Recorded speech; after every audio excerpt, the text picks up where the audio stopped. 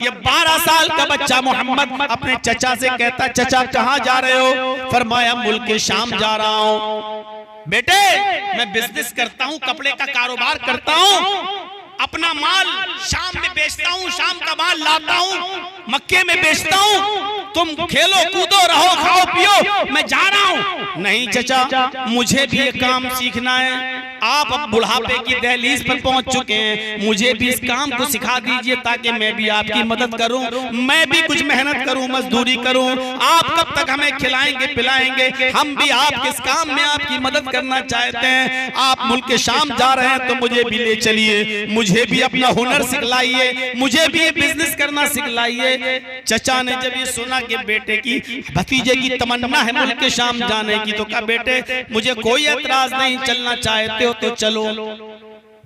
कुछ लोगों पर मुश्तमिल ये काफिला जब मुल्क शाम की तरफ जाने लगा और एक जंगल से गुजरने लगा, उस जंगल के अंदर एक गिरजा था, उस जंगल के अंदर एक गिरजा था जिसमें ईसाई राहिब रहता था। उस दिन वो अपने गिरजा से निकलकर ऊपर छत के ऊपर बैठा हुआ था। वो ईसाई गिरजा का ईसाई राहिब छत पर बैठा हुआ था। उसकी नजर इस काफिले पर पड़ी कि कोई काफिला आ रहा है। उसकी नजर छोटे से बच्चे 12 साल के बच्चे पर भी पड़ी और वो राहिब गिरजा का उस बच्चे को देखता ही चला गया, देखता ही रह गया। उसकी नजर काफिले के लोगों पर नहीं, उसकी नजर 12 साल के मोहम्मद इब्न अब्दुल्लाह के ऊपर थी। थोड़ी देर के बाद उसने देखा कि गिरजा के पास वो काफिला आया और रुक गया। उसने अपनी चादर बिछाई और बैठ गया। अपने साथ जो सत्तू वत्तू लाए थे वो खाने पीने लगा। तो बुहैरा चल के आता है, उसका लक़ब बुहैरा था। वो बुहैरा चल के आता है और काफिले से कहता है कि तुम्हारा अमीर सरदार कौन है? लोगों ने बताया अबू तालिब। कहा अबू तालिब आज तुम लोगों की दावत में अपने पास करना चाहता हूँ, क्या दोपहर का खाना तुम हमारे साथ खाओगे? ये सब भूखे तो थे ही। कहने लगे बिल्कुल, अगर आप हमें दावत देंगे तो हम आपकी दावत कबूल कर लेते हैं। कहा ठीक है। बुहैरा ने उस राहिब ने जल्दी से खाना बनवाया और तैयार कराया और फिर बुलावा भेजा कि चलो खाना बनकर तैयार हो चुका है। जब खाना बनकर तैयार हो गया और ये सब लोग खाने के लिए पहुंचे तो अबू तालिब ने अपने भतीजे मोहम्मद को वहीं छोड़ दिया सामान के पास। बेटे तुम यहीं रहो, हम खाना खा के जब लौटेंगे तो तुम्हारा खाना वहां से लेते आएंगे। ये काफिला जब गिरजा में घुसता है और दस्तरखान पर बैठता है तो बुहैरा ने कहा तुम लोग खाना खाने आ गए हो, बच्चे को छोड़ दिया है, बच्चा कहाँ है? अबू तालिब ने कहा वो हमारे सामान के पास बैठा हुआ है, निगरानी कर रहा है, हम खाना खाने के बाद उस बच्चे का भी खाना ले जाएंगे। बुहैरा ने कहा अबू तालिब ये दावत तो उसी बच्चे की वजह से मैंने की है और तुमने उसी को वहां बिठा दिया। तुम्हारी वजह से थोड़ी दावत की है, यहां से तो हजारों लोग रोज गुजरते हैं। ये दावत मैंने उसी बच्चे की वजह से की है। जाओ उस बच्चे को भी लेकर आओ। अबू तालिब गए और उस बच्चे को भी लेकर गए कि चलो मोहम्मद तुम भी साथ में खाना खा लो। जैसे गिरजा में घुसते हैं मोहम्मद इब्न अब्दुल्लाह, बुहैरा उसी को देखता जा रहा है, बार बार खाना भी खिलाता जा रहा है और बार बार वो मोहम्मद की तरफ नजर भी डालता जा रहा है। मौलाना सफीउर रहमान साहब मुबारकपुरी रहमतुल्लाह अलैह की किताब अगर आप पढ़ेंगे रहीकुल मखतूम तो उन्होंने उस बुहैरा का नाम भी उसमें नकल किया है कि उसका नाम जर्जीस था। अब मुझे पता चला कि मेरे बाप ने कहां से ढूंढ के नाम निकाला था। जब तक मौलवियत पूरी पढ़ नहीं ली यकीन नहीं आ रहा था ये जर्जीस। लोग कहते थे कौन सा नाम है जर्जीस? शुरू में तो किसी पे आता ही नहीं था, कोई जगदीश कहता था, कोई जगदीप कहता था, कोई कुछ कहता था। शेख सफीउर रहमान साहब मुबारकपुरी रहमतुल्लाह अलैह की किताब बहुत मुहक्किकाना जो आलमी राब्ता आलम इस्लामी के मुकाबले में अव्वल नंबर पे आई, पहली पोजीशन, उसमें लिखा उस बुहैरा का नाम जर्जीस था। उस बुहैरा ने बार बार मोहम्मद को देखा और खाना न खिलाने के बाद सारे काफिले के लोगों से कहा कि तुम लोग बाहर जाओ, आया अबू तालिब तुम यहाँ रुक जाओ, तुमसे कुछ गुफ्तगू करनी है। अबू तालिब कहते हैं कि पता नहीं क्या मुझसे गुफ्तगू करेंगे, खाना सबको खिलाया, गुफ्तगू सिर्फ मुझसे अकेले। सारे लोग बाहर चले गए। उस बुहैरा ने कहा अबू तालिब सही बताओगे जो मैं तुमसे पूछूं? कहा बिल्कुल बताइए। कहा इतना बता दो कि ये बच्चा किसका है? अबू तालिब ने मोहम्मद को देखा और मुस्कुराते हुए कहा इसमें पूछने की क्या बात है, ये तो मेरा बेटा है। भाई किसी का बाप इंतकाल कर जाए तो चचा ही फिर बाप के दर्जे में होता है, और इसलिए भी कि मेरे भतीजे को इस बात का एहसास ना हो क्या मुझे कोई बेटा कहने वाला नहीं है, उसके सामने कहा ये तो मेरा बेटा है। बुहैरा कहता है अबू तालिब अब तुम झूठ बोल रहे हो। बुहैरा ने कहा अबू तालिब अब तुम झूठ बोल रहे हो। अबू तालिब ने कहा बेटा मेरा है, तुम कौन होते हो कहने वाले कि मैं झूठ बोल रहा हूं, तुम कैसे कह सकते हो? कहा ठीक है अब इस बच्चे को लेकर जाओ। अबू तालिब ने मोहम्मद की उंगली पकड़ी और कहा चलो बेटे। जैसी हाथ पकड़ा और दरवाजे तक लेके गए, बुहैरा कहता अबू तालिब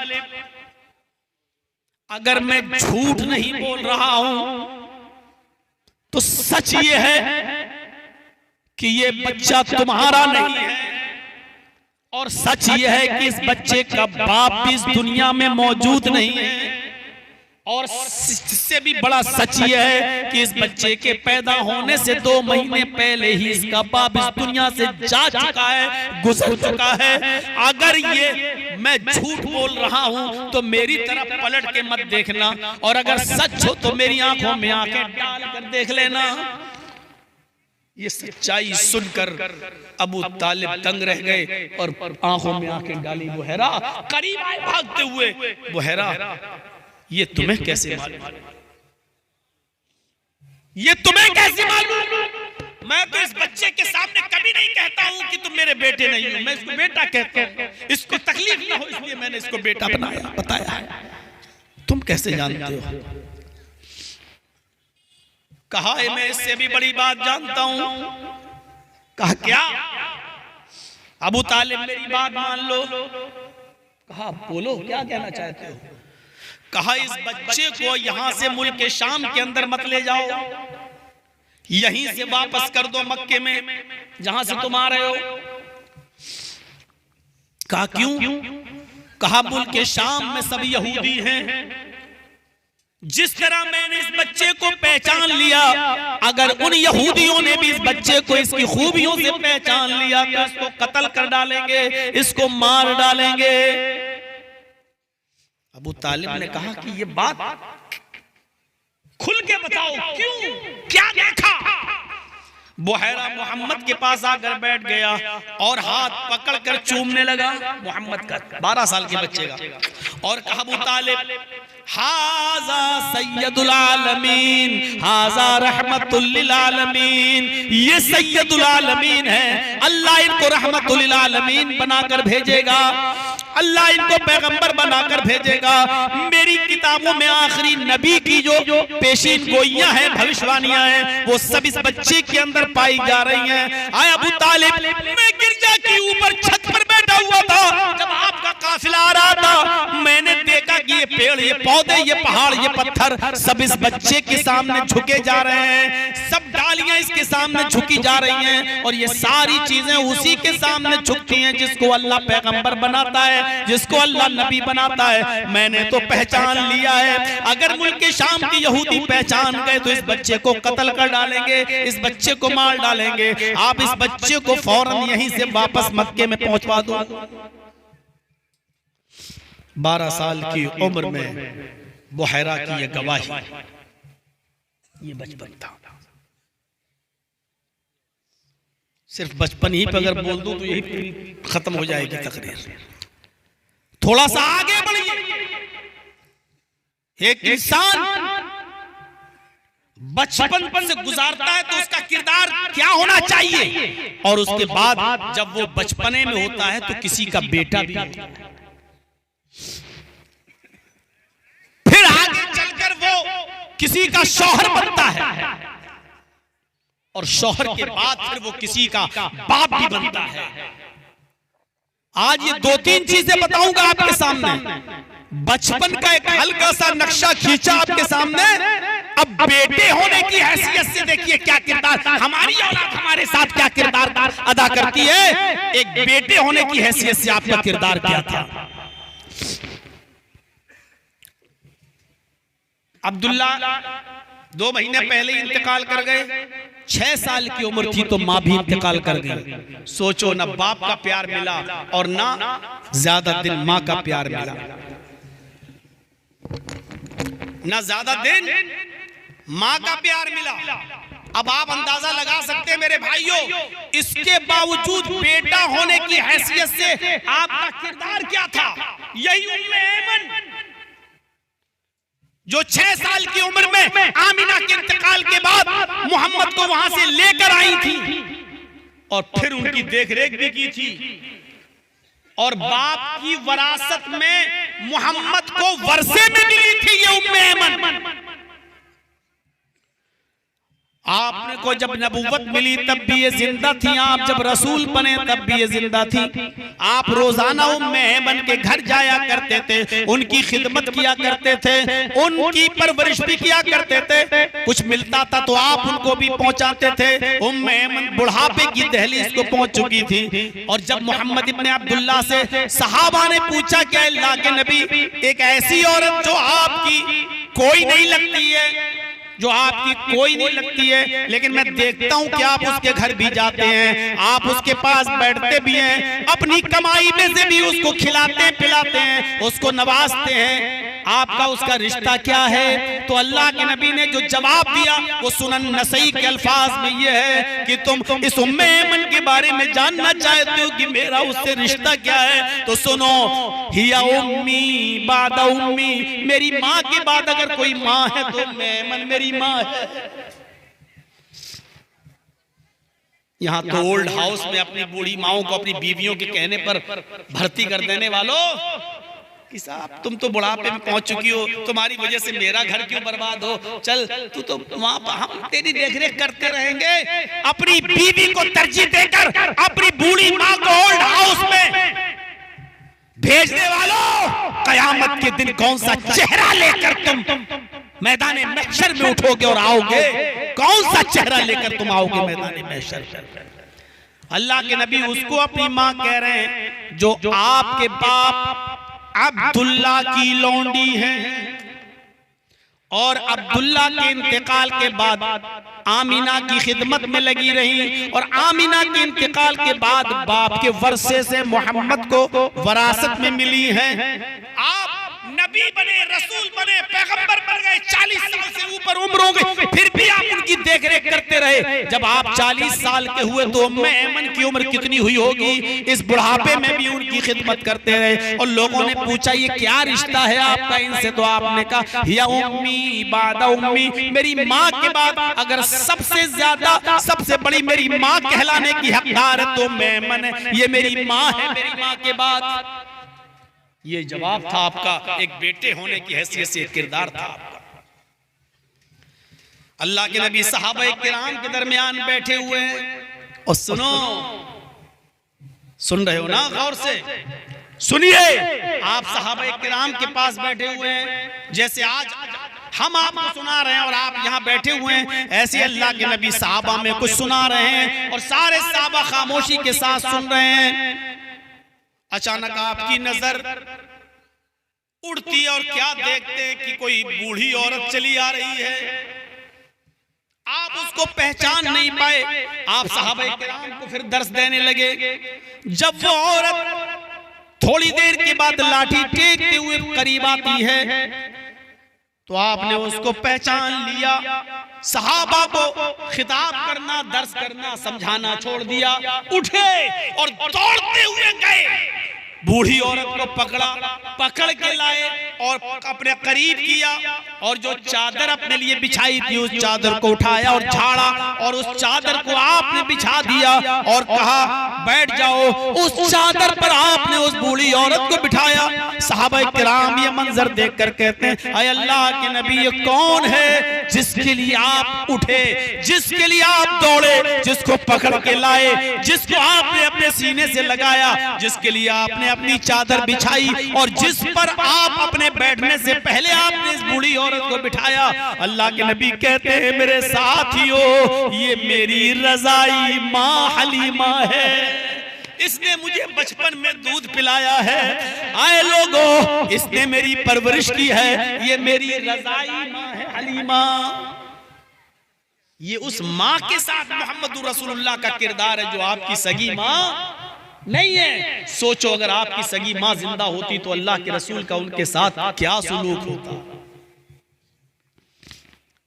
ये उस औरत के साथ सुलूक है जिसने सिर्फ अपना दूध पिलाया है, पैदा नहीं किया, उसके साथ ये हुस्न सुलूक है। और सगी माँ होती तो आपका हुस्न सुलूक क्या होता।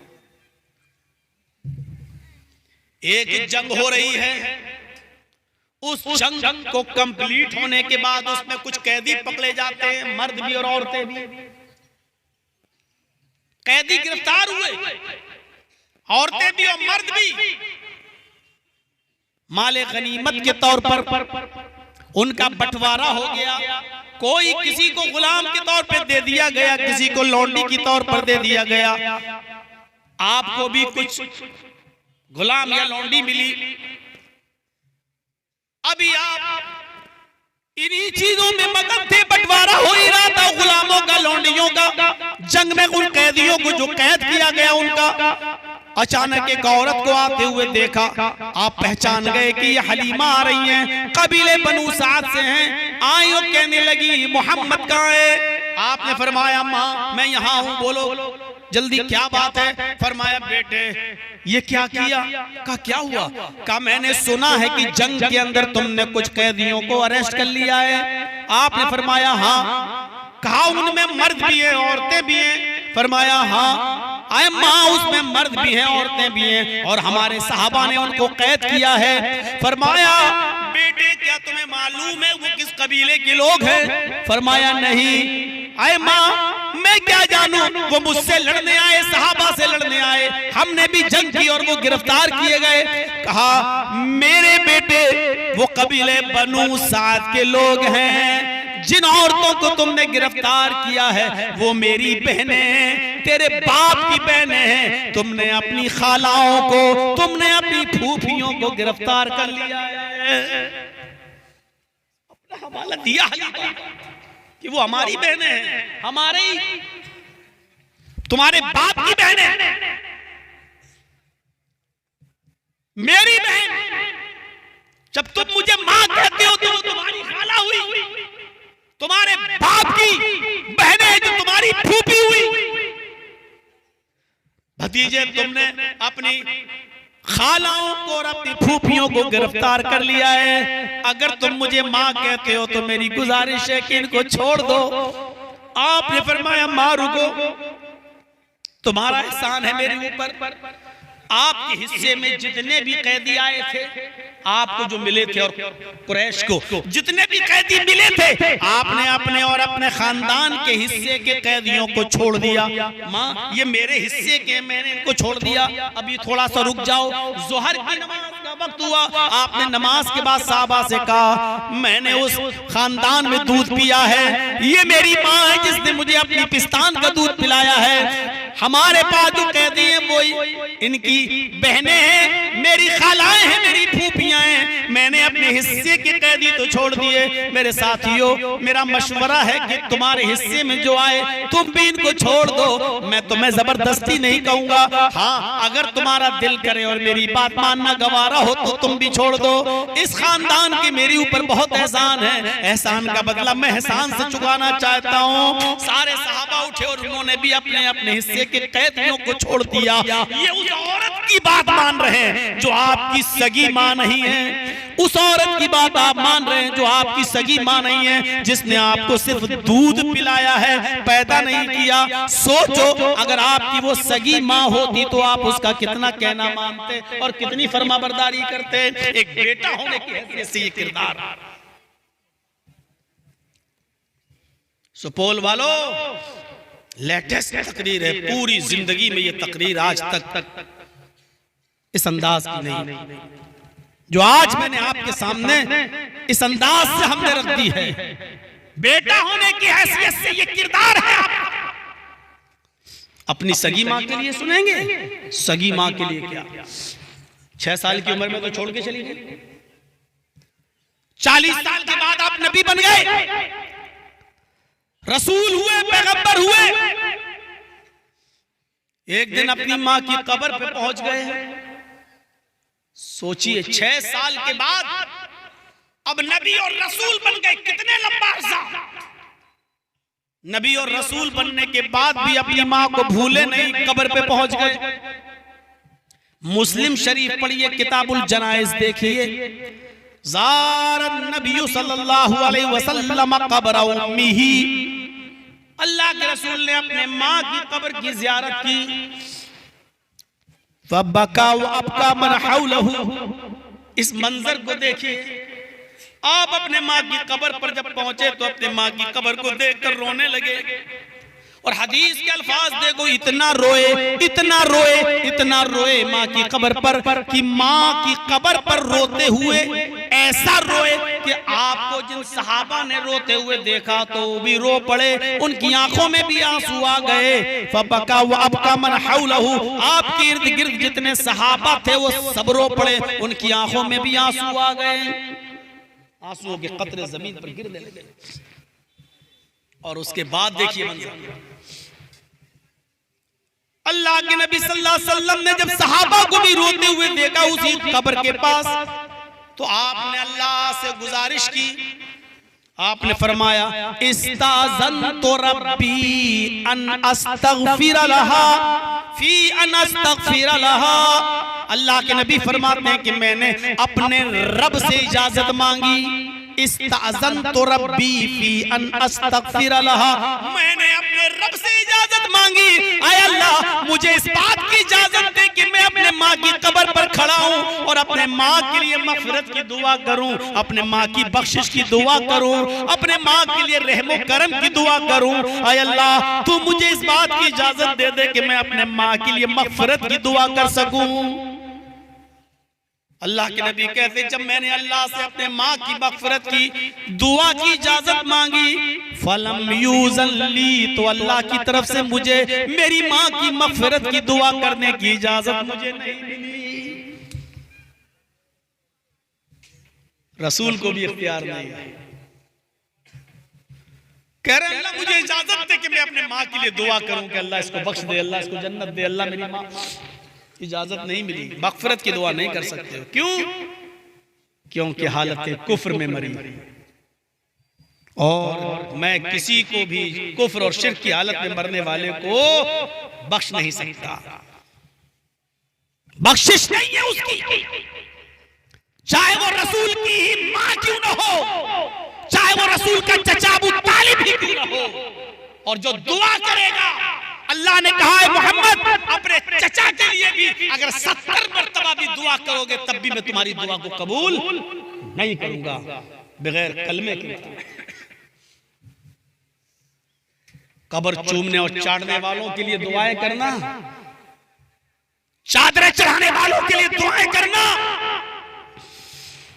शबे बारात के दिन पुख्ता कब्रों पे जाके अगर बत्तियां और लालटेनें जलाकर उनके लिए दुआएं करने वालों, सोचो मोहम्मद रसूलुल्लाह को अपनी माँ की कब्र पर मग़फ़िरत की दुआ करने की इजाजत नहीं, तुम उनसे भी ज्यादा बढ़ गए हो, तुम्हारी दुआ कबूल होगी। सोचिए, जब अल्लाह ने मोहम्मद रसूलुल्लाह को अपने माँ की कब्र पर मग़फ़िरत की दुआ करने की इजाजत नहीं मिली, तो अल्लाह के नबी ने कहा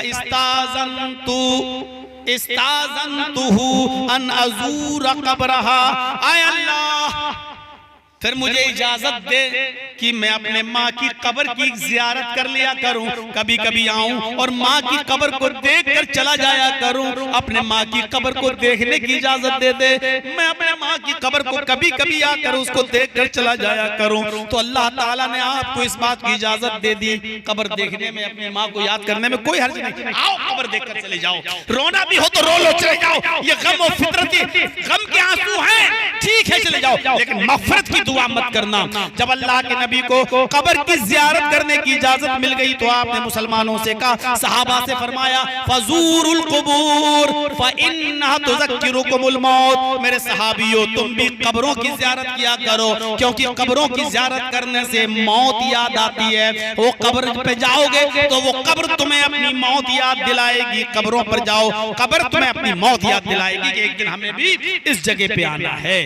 ये माँ होने की हैसियत से किरदार था, बेटा होने की हैसियत से कि अपने माँ की कब्र की जियारत करते। बताओ कितनी बार जाते हो अपने बाप और अपनी माँ की कब्र पर? क्या वो दुआ याद है?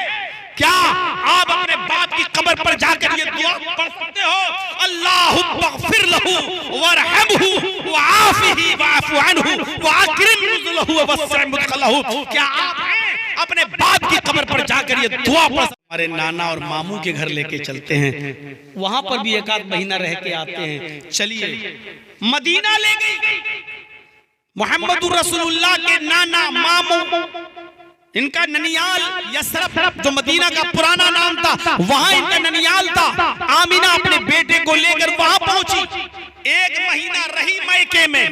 एक महीने के बाद जब लौट कर मक्के की तरफ आ रही है और मोहम्मद को अपने साथ लेकर आ रही है, तो लौटते वक्त वो मकाम अब्वा पर पहुंची। मकाम अब्वा, जब मकाम अब्वा पर पहुंची, जहां मुहम्मदुर रसूलुल्लाह के बाप अब्दुल्ला दफन है, उनकी कब्र है वहां। मकाम अब्वा पर पहुंचती आमिना अपने शौहर की कब्र को देखने के लिए, जियारत करने के लिए, तो अपने बेटे मोहम्मद को भी लेके जाती है और कहती है, बेटे तुम बार बार पूछते हो कि मेरे अब्बू कहाँ हैं, मेरे अब्बू कहाँ हैं, सबके पास अब्बू हैं, मेरे अब्बू कहाँ हैं? आओ मैं तुम्हें बताऊं तुम्हारे अब्बू कहाँ हैं। 6 साल के बच्चे को जब मकाम अब्वा पर ले जाती है और वहां अपने शौहर की कब्र, अपने हस्बैंड की कब्र देखती है और अपने बेटे को दिखाती है कि बेटे ये है तुम्हारे बाप की कब्र, इस कब्र के अंदर तुम्हारे बाप हैं, इस कब्र के अंदर तुम्हारे बाप दफन हैं। 6 साल का बच्चा इतना तो जानता ही है। 6 साल के उस बच्चे ने, मोहम्मद ने अपने बाप की कब्र देखी तो आंखों में आंसू आ गए, आंखों में आंसू आ गए और अपने बाप की कब्र को देखता चला गया। इधर आमिना का हाल इतना बुरा कि अपने शौहर की जुदाई को बर्दाश्त नहीं कर सकी और कब्र को देखकर उसको गशी आने लगी, उसको चक्कर आने लगे। अचानक वो धड़ाम से जमीन पर गिरती है। अपने माँ के जमीन पर गिरने की आवाज को जब मोहम्मद इब्न अब्दुल्ला ने सुना तो पीछे मुड़ के देखा। जब पीछे मुड़ के देखा तो क्या देखा कि मेरी माँ की भी रूह निकल चुकी है। बाप की कब्र मौजूद, पीछे पलट के देखा तो माँ की भी रूह निकल गई, माँ भी इंतकाल कर गई, माँ भी इस दुनिया से चल बसी। बाप की कब्र को देखकर रोते हुए आपने जब अपनी माँ का चेहरा देखा तो माँ भी मोहम्मद को अकेले छोड़कर चल बसी इस दुनिया से। मोहम्मद के बाप अब्दुल्लाह के पास एक लौंडी थी जिसका नाम था उम्मे ऐमन।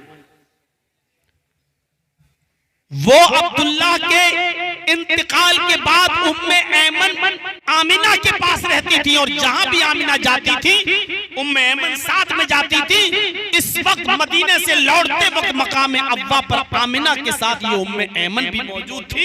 उम्मे ऐमन ने मोहम्मद को संभाला और उनको लेकर वो वापस मक्के आई और उनको उनके दादा के हवाले कर दिया, अब्दुल मुत्तलिब के। किस्मत देखिए, जब आप 2 साल और बड़े हुए, 8 साल की उम्र हुई तो दादा भी इस दुनिया से छोड़कर चला गया और मोहम्मद इब्न अब्दुल्लाह 8 साल की उम्र में यतीम नहीं, दुर्रे यतीम हो गए। बाप पैदा होते ही बाप को नहीं देखा। 6 साल की उम्र हुई तो माँ भी छोड़ के चली गई और 8 साल की उम्र हुई तो दादा ने भी खैराबाद कह दिया। 8 साल के बाद चाचा ने पाला, अबू तालिब ने और परवरिश करते रहे। जब आपकी उम्र 12 साल हो गई तो आपको फिक्र हुई कि मेरा चचा अपने भी बच्चों को पालता है और मुझे भी पालता है, खिलाता पिलाता है। अपने चचा की बिजनेस में मुझे भी इनकी मदद करनी चाहिए। बड़ा और अपने बाप के लिए दुआएं, बस अल्लाह मेरे बाप को बख्श दे, अल्लाह मेरे बाप को जन्नत दे दे। ये तो वो दुआ है जो तुम अपने अल्फाज में मांगते हो। अल्लाह के रसूल ने मय्यत की दुआ को अपने अल्फाज में बताया है कि ये दुआ मांगो जो मैं सिखा रहा हूँ। मांगते हो वो दुआ? कितने लोगों को याद है? अभी खड़ा करके पूछ लूं तो अभी कहेंगे बस मैं ही मिला था खड़ा करने के लिए और किसी पे नजर नहीं गई। मौलाना साहब आपकी पूरे भरे मजमे में मुझे ही को जलील करना था। इसको ये कब्र कौन है जो ये दुआ करे? अपने बाप की कब्र पर जाइए और दुआ किया कीजिए, अल्लाहुम्मा इन काना मुहसिनन फज़िद फी हसनाती। अल्लाह अगर मेरा बाप नेक था तो उसकी नेकियों में इजाफा फरमा। व इन काना मुसीअन फतजावज़ अन सय्यातिही। अल्लाह अगर मेरा बाप बुरा था, मेरी माँ बुरी थी, मेरा भाई बुरा था, मेरी बहन बुरी थी, तो अल्लाह तो उसकी खताओं को माफ फरमा दे, उसको दरगुजर फरमा दे। है ये दुआएं याद आपको? 25 सालों से तकरीरें कर रहा हूं, खड़ा करके पूछो तो अभी नमाज भी याद नहीं होगी सही से, जनाजे की दुआ भी सही से याद नहीं होगी। ये है 25 साल की तकरीरों का रिजल्ट। ये अपने माँ के लिए दुआ कर रहे हैं, इजाजत नहीं मिली क्योंकि हालत कुफ्र और शिर्क में। अब मत पूछना मौलाना साहब मेरा बाप चादर चढ़ाता था, बेटा बेटी मांगता था, कब्र पे जाता था, ये करता था, वो करता था, उसके सामने झुकता था, बाप मर गया, क्या मैं अपने बाप के लिए दुआएं मग़फ़िरत कर सकता हूं? अब मत पूछना। जो मैंने हदीस पढ़ दी उसी में जवाब मौजूद है, उसी में जवाब मौजूद है। ये उस नबी की ज़बान से निकल रहा। पूछने वाले ने पूछा अल्लाह के रसूल मेरी माँ भी जिंदा है, मेरा बाप भी जिंदा है, हुस्न सुलूक का सबसे ज्यादा मुस्तहिक कौन है? माँ के साथ ज्यादा अच्छा सुलूक करूं या बाप के साथ? आपने कहा तेरी माँ। पूछने वाले ने फिर पूछा अल्लाह के नबी उसके बाद? आपने कहा तेरी माँ। कहा अल्लाह के नबी उसके बाद? आपने कहा तेरी माँ। कहा अल्लाह के रसूल उसके बाद? आपने फरमाया तेरा बाप। यानी बाप से 3 गुना ज्यादा हुस्न सुलूक की मुस्तहिक तेरी माँ है, जिसने तुझे 9 महीने अपने पेट में रखा, अपने पेट में पाला, चलती रही फिरती रही, करवट लेती तेरा ख्याल रखती, सोती तो तेरा ख्याल रखती, उड़ती तो तेरा ख्याल रखती, तकलीफ के साथ तुझे उसने जना। इसलिए बाप से 3 गुना ज्यादा माँ हुस्न सुलूक की मुस्तहिक है। ये वो हस्ती बतला रही है जिसको माँ की खिदमत करने का ज्यादा मौका नहीं मिला। ये वो हस्ती हमें दर्श दे रही है कि माँ के साथ बाप से 3 गुना ज्यादा हुस्न सुलूक से पेश आओ। ये बेटे होने की हैसियत से। आप बाप भी तो होंगे, शादी के बाद बाप बनता है ना आदमी। बेटियां भी होंगी, बेटे भी होंगे, किसी की बेटियां होंगी, किसी का बेटा होगा, किसी के पास दोनों होंगे। अब बाप होने की हैसियत से नबी का किरदार देखिए। बाप होने की हैसियत से, बेटा होने की हैसियत से आपने माँ के साथ ये किया, और बाप होने की हैसियत से औलाद के साथ क्या किया? हम अपनी औलाद के साथ क्या करते हैं? अल्लाह के नबी सल्लल्लाहु अलैहि वसल्लम की शादी के बाद खदीजा से 6 बच्चे पैदा हुए। सबसे पहले जो बेटा पैदा हुआ आपका, उसका नाम था कासिम, और उसी जिहद से अल्लाह के नबी को कहा जाता था अबुल कासिम। कासिम का इंतकाल हो गया, मक्के में पैदा हुए, कासिम का इंतकाल हो गया। कासिम की कब्र के पास अल्लाह के नबी की आंखों में आंसू आ गए। उनको दफनाया गया तो आप रो रहे थे। उसके बाद आपकी 4 बेटियां पैदा हुई, ज़ैनब, ज़ैनब, रुकैया, उम्मे कुलसूम और फातिमा। और फातिमा के बाद फिर एक बेटा पैदा हुआ जिसका नाम था अब्दुल्ला। ये बेटा भी मक्के में पैदा हुआ और छोटेपन में, बचपन में इस बच्चे का भी इंतकाल हो गया। जब अब्दुल्ला का इंतकाल हुआ तो काफिरों ने बहुत कचोके लगाए, चिढ़ाया और चिढ़ाते हुए कहा, लोगों खुश हो जाओ, मोहम्मद का दूसरा बेटा भी मर गया, अब मोहम्मद का कोई बेटा नहीं रहा। मोहम्मद के मरने के बाद मोहम्मद का दीन भी मर जाएगा, मोहम्मद का दीन भी मिट जाएगा, मोहम्मद के मरने के बाद मोहम्मद का नामो निशान भी खत्म हो जाएगा। इसलिए कि बाप का नाम बेटा रोशन करता है और बेटा रहा ही नहीं तो मोहम्मद का नाम कौन रोशन करेगा। इससे आपको बहुत तकलीफ हुई, लेकिन अपने बेटे की खबर पर आप गए और आपकी आंखों में आंसू आ गए। ये तो मक्के की जिंदगी रही। मेरे भाइयों गौर करो, आप और सुनेंगे तो आप दंग रह जाएंगे। बेटियों में जो आपकी एक बेटी सबसे बड़ी थी उसका नाम ज़ैनब था। ज़ैनब था, पैदा हुई, बड़ी हुई, उनकी शादी हुई। शादी के बाद उनका हमल भी ठहरा, पेट में बच्चा है।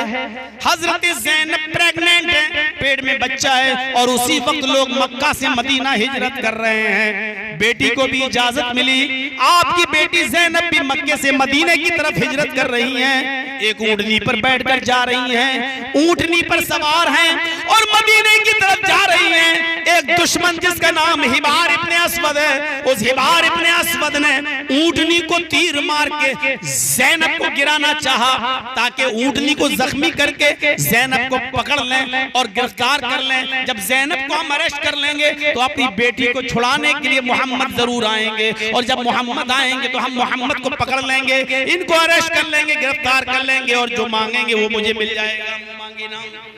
ये इरादा था उनका, लिहाजा उन्होंने ऊँटनी को तीर मारा हिबार इब्ने अस्वद ने, लेकिन तीर निशाने से चूक जाता है, निशाना खता कर जाता है और तीर बजाय ऊँटनी को लगने के हजरत ज़ैनब के पेट में लगता है। हजरत ज़ैनब का पेट फट जाता है, बच्चा जमीन के ऊपर गिर जाता है। सहारा दिया गया, तसल्ली दी गई और इसी हाल में हजरत ज़ैनब को ऊँट पर सवार करके मदीना लाया गया। जब होश आया और ज़ैनब को पता चला कि मेरे पेट में जो बच्चा था वो गिर गया, हमल साकित हो गया, तो वे सदमे को बर्दाश्त न कर सकी और हजरत ज़ैनब का भी इंतकाल हो जाता है। इसी सदमे को लेकर हजरत ज़ैनब भी इंतकाल कर जाती है। अल्लाह के नबी को पता चलता है कि मेरी बेटी ज़ैनब का इंतकाल हो गया है। आप आए और जब आपको दफन किया जा रहा था, हजरत ज़ैनब को मिट्टी दी जा रही थी, उस वक्त अल्लाह के नबी की आंखों में आंसू थे, आप रो रहे थे। जब मिट्टी दे दी गई तब भी आपकी आंखों में आंसू हैं।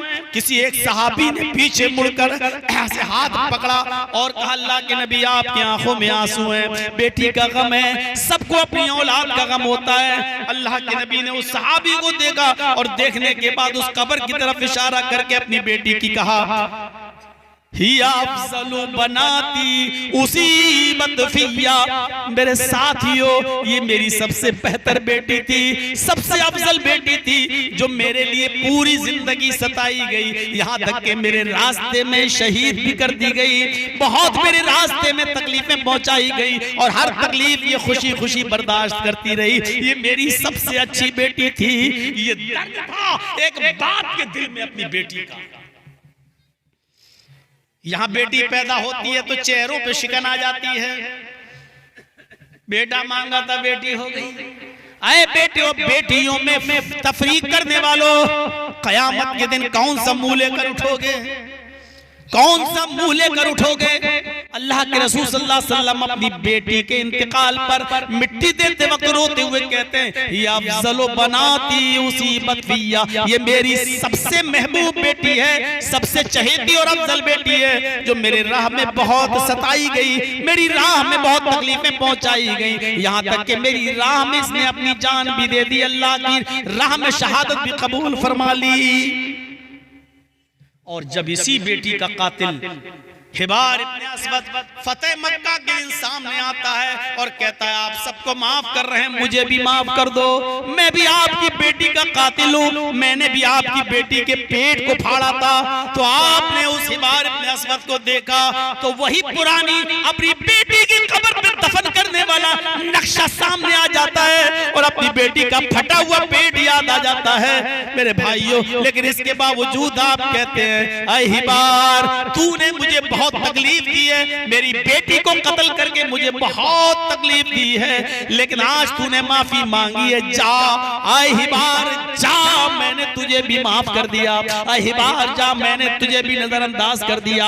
आपने अपनी बेटी के कातिल हिबार इब्न अस्वद को भी नजरअंदाज कर दिया। आप सोचिए बेटी बाप होने की हैसियत से क्या किरदार आप निभा रहे हैं। ज़ैनब के बाद रुकैया आती है, बड़ी होती है, रुकैया की फिक्र होती है इनका निकाह कर दिया जाए। आपने हजरत उस्मान को बुलाया, आपने हजरत उस्मान को बुलाया और आपने बिठा के कहा उस्मान ये जिब्रील हैं, आए उस्मान ये जिब्रील हैं जो मुझे दिखाई दे रहे हैं, तुम्हें नहीं दिखाई दे रहे हैं। आए उस्मान ये जिब्रील हैं। हजरत उस्मान ने कहा अच्छा क्या हुक्म है, क्या बता रहे हैं, क्या फरमा रहे हैं, अल्लाह की तरफ से क्या पैगाम लेके आए। अल्लाह के नबी कहते हैं उस्मान ये जिब्रील हैं, अल्लाह की तरफ से ये हुक्म लेकर आए हैं, अल्लाह ने मुझे हुक्म दिया है। जिब्रील बता रहे हैं अल्लाह ने फरमाया अपनी बेटी रुकैया का निकाह उस्मान से कर दो। भाई उस्मान मैं अल्लाह का हुक्म पूरा करने के लिए तुम्हें अपने पास बुलाया हूँ, मैं अपनी बेटी रुकैया का हाथ तुम्हें देना चाहता हूँ, तुम मेरी बेटी रुकैया से निकाह कर लो। कहा अल्लाह के नबी मैं कैसे इनकार कर सकता हूँ, ये अल्लाह का भी हुक्म है और मेरे नबी की भी ख्वाहिश है, आपकी भी तमन्ना है, तो मैं कैसे ठुकरा सकता हूँ। हजरत रुकैया का निकाह हो जाता है, आप चंद दिन अपनी बीवी रुकैया के साथ रहते हैं। इधर जंगे बद्र की तैयारियां होती हैं, पहली जंग शुरू होती है। हजरत उस्मान की बीवी रुकैया, नबी की बेटी रुकैया को चेचक की बीमारी निकली हुई है, चेचक निकल आई है। हजरत उस्मान बद्र के मुजाहिदीन में शामिल होना चाहते हैं, अल्लाह के नबी कहते हैं नहीं, आए उस्मान तुम अपनी बीवी की देखरेख करो, उनको बीमारी है, चेचक निकली हुई है, तुम उनकी खिदमत करो, तुम्हें वही सवाब मिलेगा जो मुजाहिद को जंग में लड़ने का मिलता है। अगर हम जंग जीत गए और माल गनीमत लूटा गया तो तुम्हें भी उतना ही हिस्सा मिलेगा जितना हम सबको मिलेगा, सहाबा को मिलेगा, तुम्हें भी हिस्सा दिया जाएगा। तुम मेरी बेटी और अपनी बीवी की खिदमत में लगे रहो। सहाबा जंग कर रहे हैं, लड़ाई लड़ी जाती है, जंग होती है और जंग में जीत भी हासिल होती है। सहाबा को इजाजत मांगी जा रही है, ऐ अल्लाह के नबी आज हम जंग जीत गए, 70 काफिरों को मारा और 70 काफिरों को कैद किया गया। अल्लाह के रसूल बड़ी खुशी मिली है, क्या हम जश्न मना सकते हैं? आपने कहा हाँ, शरीयत के दायरे में रहते हुए खुशी मना सकते हो। आज अल्लाह ने तुम्हें और हमें बहुत बड़ी खुशी से नवाजा है, आप इसमें अल्लाह का शुक्र अदा करो। खुशियां मना सकते हो लेकिन जाहिलियत वाली नहीं, गुनाह वाली नहीं। खुशी का जो अंदाज है वो मना सकते हो। अभी सहाबा खुशियां ही मना रहे थे, अल्लाह के नबी भी खुशी में शामिल थे कि किसी ने आकर कहा आय अल्लाह के रसूल आपकी बेटी रुकैया का इंतकाल हो गया है। सारी खुशियां काफूर हो गई, धरी की धरी रह गई। अल्लाह के नबी अपनी बेटी के जनाजे में जाना चाहते हैं। आप पहुंचते हैं, आगे बढ़ते हैं, क्या देखते हैं कि बेटी को कब्र में उतारा जा चुका है, तख्ते रखे जा चुके हैं, कब्र में उतारा जा चुका है और मिट्टी दी जा रही है। ऐसे मौके पर आप पहुंचते हैं और आप भी मिट्टी में शामिल हो जाते हैं और आप भी मिट्टी देते हैं और मिट्टी देने के बाद आपकी आंखों में आंसू हैं।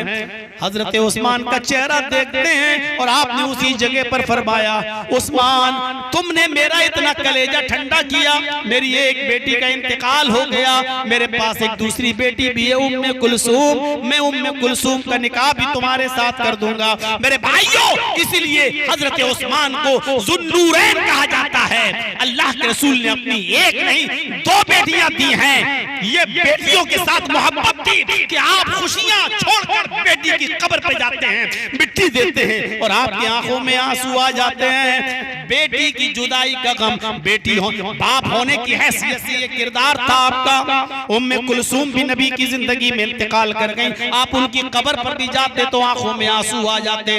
आपकी एक और बेटी थी, चहेती बेटी थी जिसका नाम फातिमा था।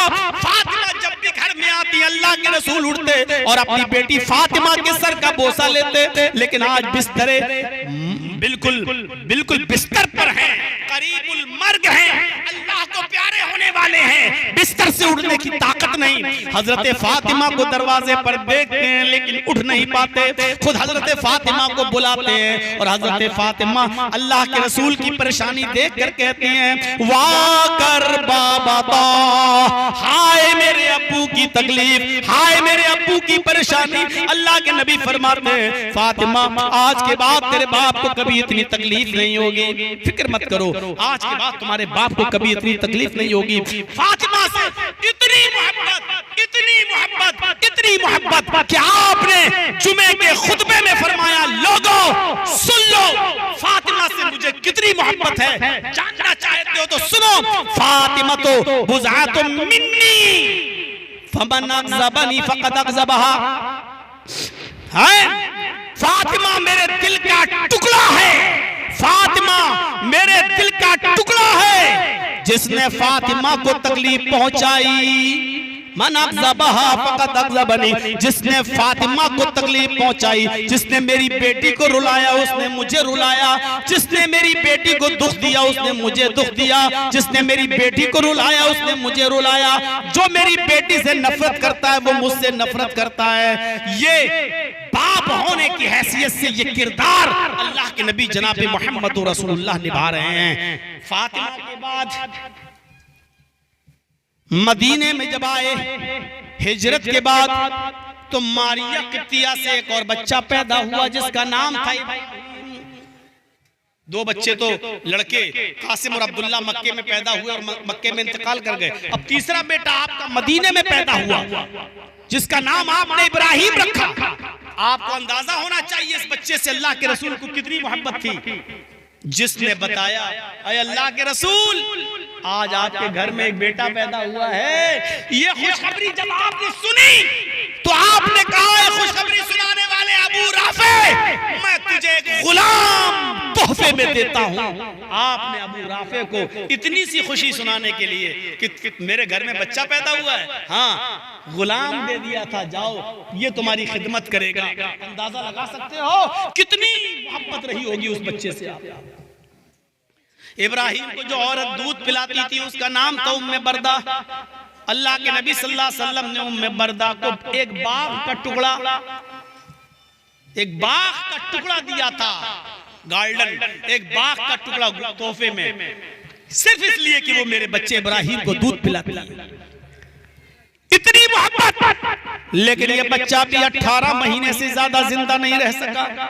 जब 1.5 साल का हुआ तो उसकी तबीयत खराब, जाकरी के आलम में, और अल्लाह के नबी कहीं मौजूद हैं।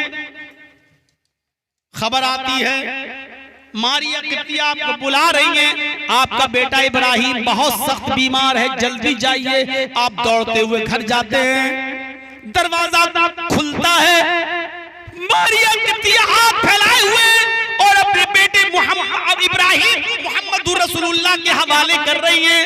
लीजिए। अल्लाह के नबी ने जैसे ही इब्राहिम को अपनी गोद में लिया, इब्राहिम को अपनी गोद में लिया तो ऐसे सिसकियां ले रहा था वो बच्चा, ऐसे कर रहा था, आखिरी वक्त था। और जैसे ही मारिया किप्तिया की गोद से वो बच्चा इब्राहिम अल्लाह के नबी के हाथ में आया, उस बच्चे का इंतकाल हो गया, इब्राहिम का इंतकाल हो गया। आपने उस बच्चे को मारिया किप्तिया के बिस्तर पर रख दिया, लिटा दिया। आपकी आंखों में आंसू आ गए और उन्हीं आंसुओं की धारा जो बह रही थी, उसी बहते हुए आंसुओं में आपने उस बच्चे के सीने पर या सर पे हाथ रख के कहा, इन्नल आईन तदमहु वल क़ल्ब यहज़ुन, इन्नल आईन तदमहु वल क़ल्ब यहज़ुन वला नक़ूलु इल्ला मा यरज़ा रब्बुना। बेटे तेरी जुदाई से तेरे बाप की आंखों में आंसू आ गए, बेटे तेरी जुदाई से मेरा दिल गमगीन है, लेकिन अल्लाह की किस्मत पर, अपनी किस्मत पर अल्लाह की तरफ से जो मिली है उस पर मैं राजी हूँ। अपनी जबान से ऐसी बातें नहीं बोलूंगा जिससे मेरा रब नाराज हो जाए, जिससे मेरा परवरदिगार नाराज हो जाए। हाँ तेरी जुदाई से मुझे तकलीफ जरूर पहुंची है। मेरे भाइयों गौर करो, उसके बाद मारिया हाथ पकड़े हुए, मेरा बेटा, अल्लाह के नबी, मेरा बेटा, मेरे सरताज, मेरा बेटा इस दुनिया दुनिया से चला गया। अल्लाह के नबी अपने बेटे इब्राहिम के सीने पर हाथ रख कर कहते हैं, इन्नी ला उगनी अन्की मिनल्लाहि शैया, अल्लाह अल्लाह के फैसले पर मैं राजी हूँ। इन्नी ला उगनी अन्की मिनल्लाहि शैया, मैं कोई काम नहीं आ सकता, यानी मैं अपने बच्चे को जिंदगी नहीं दे सकता। मौत और जिंदगी का मालिक तो अल्लाह है। इस मौके पर तौहीद का सबक भी दे रहे हैं, तौहीद का सबक भी दे रहे हैं कि जिंदगी देना भी अल्लाह के इख्तियार में और जिंदगी छीनना भी अल्लाह के इख्तियार में है। मारिया, मेरे बेटे को अल्लाह ने ले लिया, मैं बेनियाज हूं, मैं कुछ नहीं कर। अल्लाहुम्मा क्या कहा, इन्नी उगनी मिनल्लाहि शैया, मैं कोई काम नहीं आ सकता, मैं कुछ नहीं कर सकता इसमें, न मैं अपने बेटे को जिंदगी दे सकता हूं न मौत। ये दोनों काम तो अल्लाह के इख्तियार में है, मेरे बस में कुछ नहीं है। ये तौहीद का सबक भी दे रहे हैं। बाप होने की हैसियत से किरदार था, ये तो अपनी औलादें थी, अपनी औलादें। लोग तो अपने बेटे और बेटियों की औलादों से भी मोहब्बत करते हैं, करने वाले। आप दादा बन गए पोते से मोहब्बत, आप नाना बन गए नवासे से मोहब्बत। अल्लाह के रसूल का मामला भी कुछ ऐसा ही था। मिंबर पर खड़े होकर खुतबा दे रहे हैं, मिंबर पर खड़े होकर खुतबा दे रहे हैं। छोटा बेटा है हुसैन, चला आ रहा है, गिरता है, उठता है, गिरता है, उठता है। आपने अपने नवासे हुसैन को देखा, मिंबर पर खुतबा देना छोड़ दिया, उतरे और भागते हुए गए और अपने बेटे हुसैन को, नवासे हुसैन को उठाया और गोदी में लिया और मिंबर पर बिठा दिया और फिर खड़े होकर खुतबा दिया, फिर खड़े होकर खुतबा दिया। ये मोहब्बत थी अपने बेटी के बेटे से। आप अंदाजा लगाओ अपनी औलाद से कितनी मोहब्बत होगी जब नवासे से मोहब्बत का ये हाल है। एक दिन हजरत हसन को दाहिने कांधे पे बिठाया, एक दिन हजरत हुसैन को बाएं कांधे पे बिठाया। हसन दाएं कांधे पर, हुसैन बाएं कांधे पर, और दोनों को उठाकर अपने कांधे पे बिठा के कहा, अल्लाहुम्मा इन्नी उहिब्बुहुमा फअहिब्बहुमा। ऐ अल्लाह, मोहम्मद तेरा ये नबी इन दोनों से मोहब्बत करता है, तू भी इनसे मोहब्बत कर। ऐ अल्लाह, तेरा ये बंदा मोहम्मद इन दोनों से मोहब्बत करता है, तू भी इनसे मोहब्बत कर। वो अहिब्बा मन युहिब्बुहुमा, और उन सब से मोहब्बत कर जो इन दोनों से मोहब्बत करें, यानी हर उस आदमी से मोहब्बत कर जो हसन और हुसैन से मोहब्बत करें। ये था नवासों से प्यार और मोहब्बत। मेरी माँ बहनें अगर आई हैं और सुन रही हैं तो सुनो, अल्लाह के नबी नमाज पढ़ रहे हैं और आपकी नवासी ज़ैनब की बेटी उमामा खेल रही है और शरारत कर रही है, छोटी बच्ची है। आपने उस बच्ची को, नवासी को उठा लिया और गोद में ले लिया और गोद में लेकर आपने नमाज पढ़ी, और एक नहीं कई नमाजें आपने अपनी नवासी उमामा को गोद में लेकर पढ़ी। ये इस बात की दलील है कि मेरी माँ और बहनों, ये बहाना नहीं चलेगा कि बच्चों की वजह से नमाज नहीं पढ़ पाते।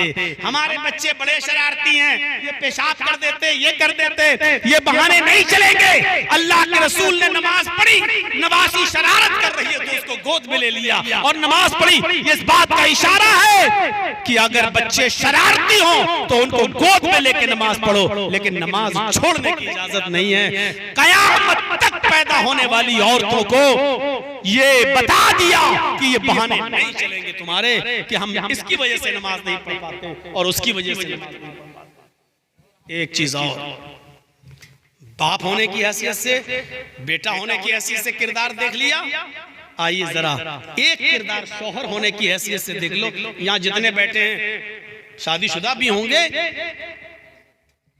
मेरे भाइयों, एक शौहर होने की हैसियत से आपका किरदार क्या था? आपका किरदार क्या प्यार दिया था आपने अपनी बीवियों को? कौन सी मोहब्बत थी? हजरत खदीजा रजी अल्लाह ताला अन्हा से सबसे पहले जो शादी हुई, उन्हीं से सारे बच्चे भी पैदा हुए, और 66 साल की जब वो हुई, अल्लाह के नबी ने उस वक्त 51 साल के थे तो खदीजा छोड़ के चली गई। खदीजा का इंतकाल हो गया। उसके बाद आपने दूसरी शादियां की और बीवियां आपकी आईं। एक दिन कुर्बानी का दिन था, बकरीद का दिन था।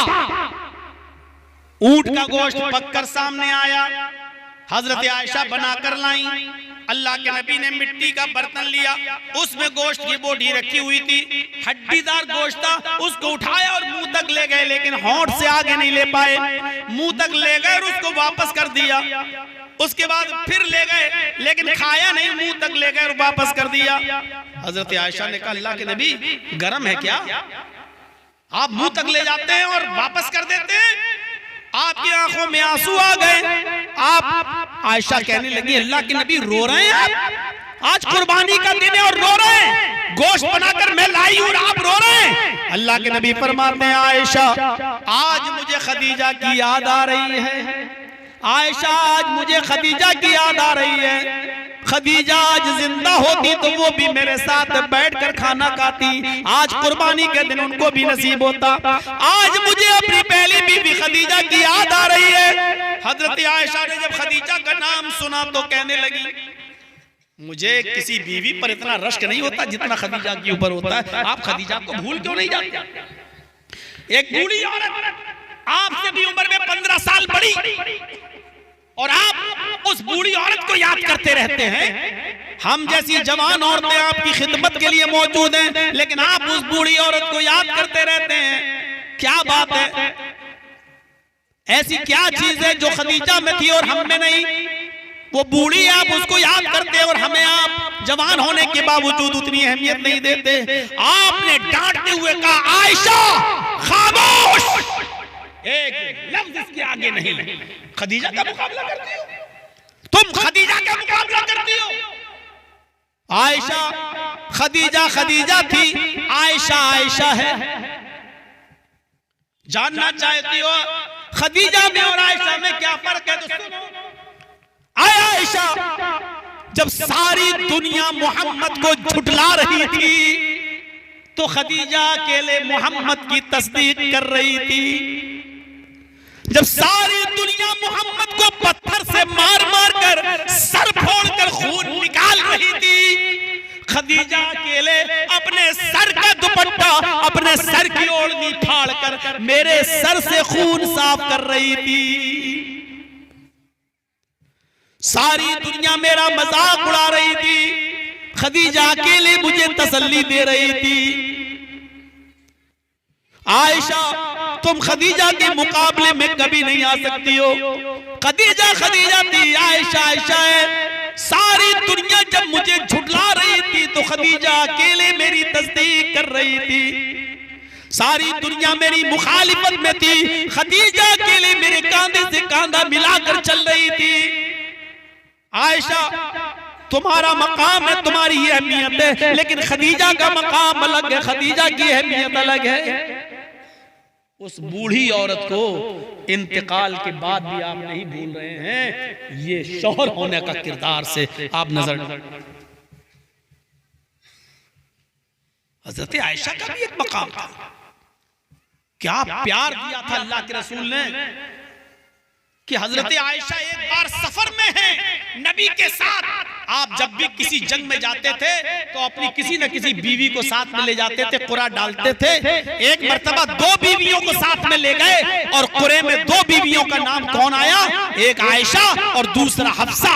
आप दोनों बीवियों को लेके जा रहे हैं। फिर पर्ची डाली कि किसके ऊंट पर हम बैठकर जाएंगे। बीवियां तो दोनों जाएंगी, लेकिन किसके ऊंट पर बैठेंगे? उस कुरे में आयशा का नाम आया। अल्लाह के रसूल आयशा के ऊंट पर बैठे, साथ में दूसरे ऊंट पर हफ्सा भी है और जा रहे हैं। सफर है, थक गया ऊंट, तो उसको सस्ताने के लिए रुक गए, खेमा डाल दिया कि थोड़ा सा इन ऊंटों को सस्ता लेने दो, अपनी अपनी जरूरियात से साहबा फारिग हो जाएं।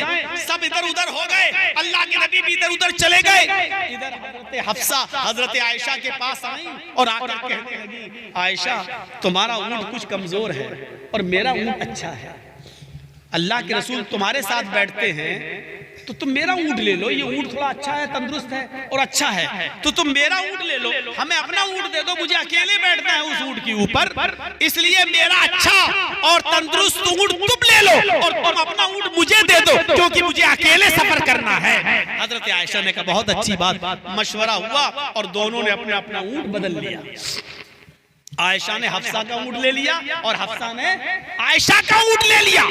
अब देखिए अल्लाह के नबी जनाब मोहम्मद रसूलुल्लाह सल्लल्लाहु अलैहि वसल्लम जब जरूरियात से फारिग होकर आए तो उसी ऊँट की तरफ आगे बढ़ गए जिस ऊँट पर बैठकर आए थे, आयशा की। लेकिन अब वो आयशा का ऊँट नहीं है, अब वो हफ्सा के पास है। लेकिन आप उसी ऊँट के पास आ गए। आप आए, देखा अरे तुम हो हफ्सा, आयशा कहाँ है? अल्लाह के रसूल हमने ऊँट बदल लिया है, अपना ऊँट आयशा को दे दिया और आयशा का ऊँट हमने ले लिया। थोड़ा तंदुरुस्त ऊँट था, मैंने दे दिया आयशा को। आपने कहा चलो कोई बात नहीं, आधा सफर मैंने उनके साथ कर लिया, आधा सफर तुम्हारे साथ कर लेता हूँ। आप फिर हफ्सा ही के ऊँट पर बैठ गए। थोड़ा सफर रह गया था। हजरत आयशा इस जुदाई को बर्दाश्त नहीं कर बारी मेरी, नाम मेरा निकला, थोड़ा ही सफर सही, लेकिन क्यों दूसरे के ऊँट पर बैठे गया? लेकिन कुछ बोली नहीं और अल्लाह के रसूल सल्लल्लाहु अलैहि वसल्लम उस ऊँट पर बैठकर आगे बढ़ गए और आयशा अकेले अकेले चलने लगी। जब सफर खत्म हो गया, वुजू बनाकर लोग नमाज की तैयारी करने लगे। आयशा नहीं दिखाई दे रही है। अल्लाह के नबी ने पूछा आयशा कहाँ है? कहा अभी तो यहीं थी।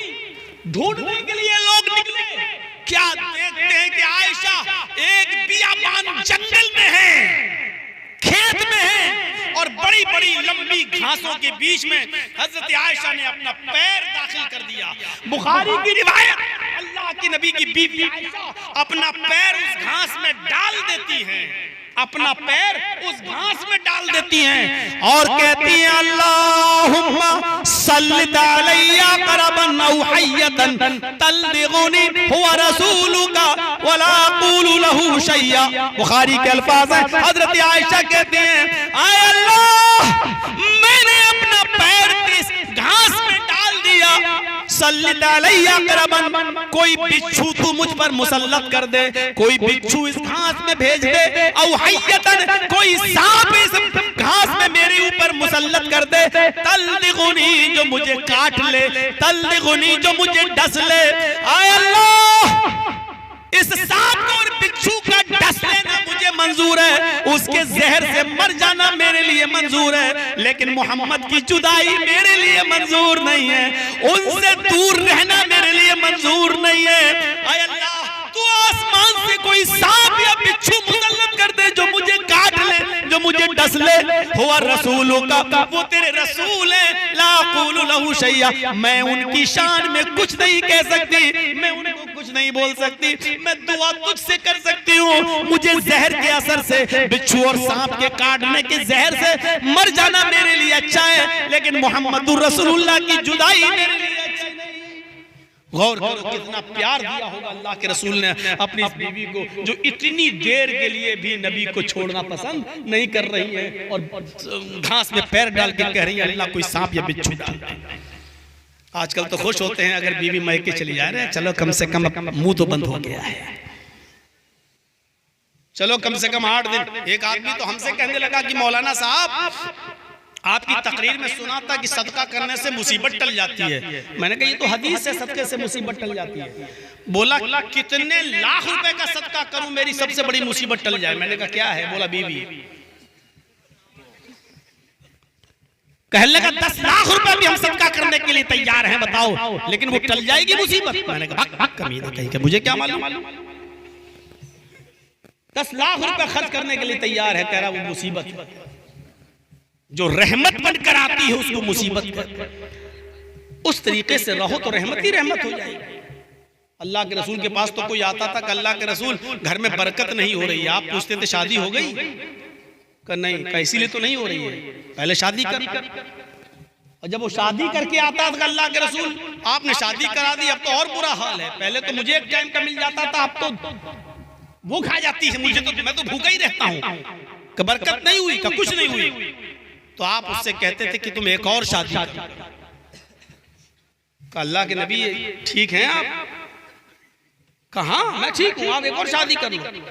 पता नहीं क्यों बरकत नहीं हो रही, इंशाल्लाह बरकत होगी। कहा जब आप कह रहे हैं तो कर लेता हूं। लेकिन समझ लीजिए कि हाँ हाँ कर लो, दूसरी कर ली, दूसरी के बाद फिर आए।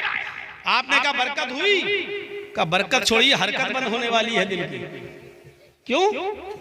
का कुछ नहीं हुई बरकत बरकत, अब तो दोनों लड़ती हैं, सोने भी नहीं देती है, कहती कमा के लाओ, क्या करूं मैं?